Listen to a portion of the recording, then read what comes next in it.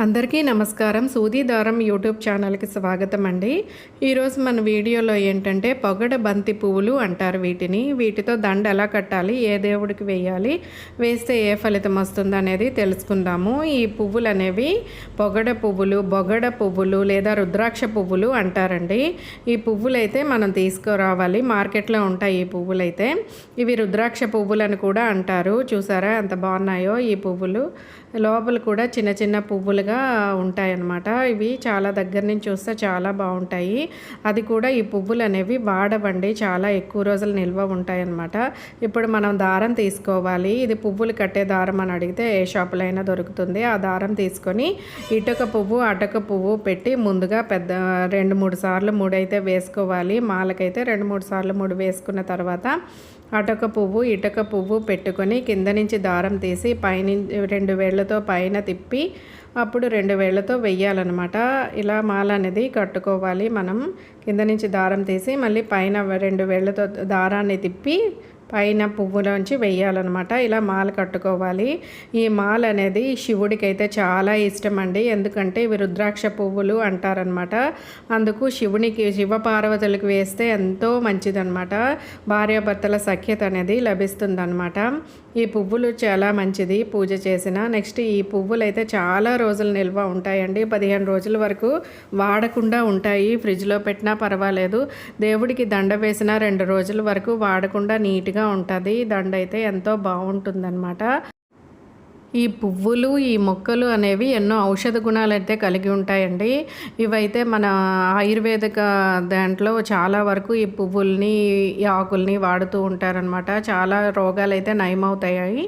ఈ పువ్వులు అంత మంచి పువ్వులు అనమాట. ఈ పువ్వుల్ని దేవుడికి పూజించినా చాలా మంచిది. ఇలా మనం పువ్వులు తీసుకొచ్చి మార్కెట్లో కూడా మనకి తక్కువగానే లభిస్తాయండి. అంటే రేట్ ఎక్కువేమి ఉండదు, తక్కువగానే ఉంటుంది.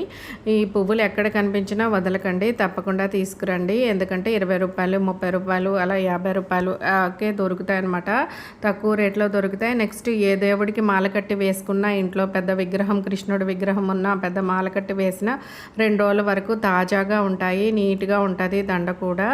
ఈ కాడలు అయితే కొంచెం డెలికేట్గా ఉంటాయి. కొంచెం మెల్లిగా నెమ్మదిగా దగ్గరికి తీసుకొని కట్టండి. ప్రతి పువ్వు ఇటక పువ్వు అటక పువ్వు పెట్టి నేను మాల అనేది కడుతున్నాను అనమాట. దగ్గరికి తీసుకోండి.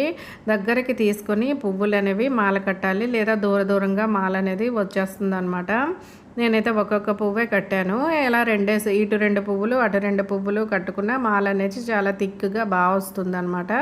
లేదా సూదితో గుచ్చినా పర్వాలేదు, కానీ ఇలా మాల కట్టుకుంటేనే చాలా అందంగా ఉంటుంది. పెద్ద మాల అవుతుంది అనమాట. కొంచెం పువ్వులు ఉంటే సరిపోతుంది, పెద్ద దండ అనేది వస్తుంది. పువ్వులు కూడా వాడకుండా ఉంటాయి అన్నమాట. ఈ పువ్వులు అయితే ఇలా 2 ప్యాకెట్లు తెచ్చుకుంటే సరిపోతుంది. 2 ప్యాకెట్లు అయితే 108 పువ్వులు అవుతాయండి.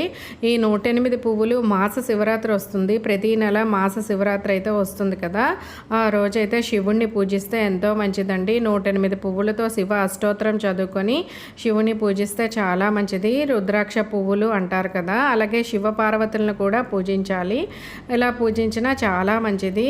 అంతేకాకుండా ఈ దండ అనేది ఏ దేవుడికి వేసినా మంచిదేనండి. ఏ దేవుడికైనా వేయచ్చు, వేయకూడదని అంటూ ఏమీ ఉండదన్నమాట. వినాయకుడికి, సుబ్రహ్మణ్యేశ్వర స్వామికి, వెంకటేశ్వర స్వామికి, ఇలా మన ఇంట్లో కృష్ణుడి విగ్రహం ఉంటే కృష్ణుడికి, ఏ విగ్రహం ఉన్నా ఆ విగ్రహానికి, అమ్మవారికి, లక్ష్మీమాతకు ఎవరికి వేసినా ఈ పువ్వులు అయితే చాలా మంచిదండి.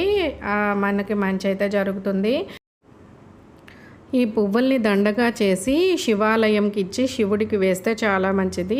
శివునికి అభిషేకం చేస్తూ ఉంటారు కదా, ఆ టైంలో ఇస్తే అభిషేకం అయ్యాక అర్చనకి ఈ దండ స్వామివారికి సమర్పించి అర్చన చేస్తారనమాట. అలా ఇచ్చినా చాలా మంచిది. ఈ పువ్వులు మన దండ కట్టడం అయితే అయిపోయిందండి.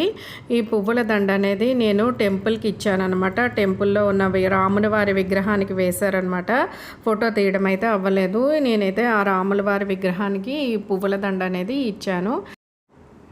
ఈ వీడియో అయితే మీ అందరికీ నచ్చిందని అనుకుంటున్నానండి. నచ్చితే మాత్రం తప్పకుండా లైక్ చేయండి.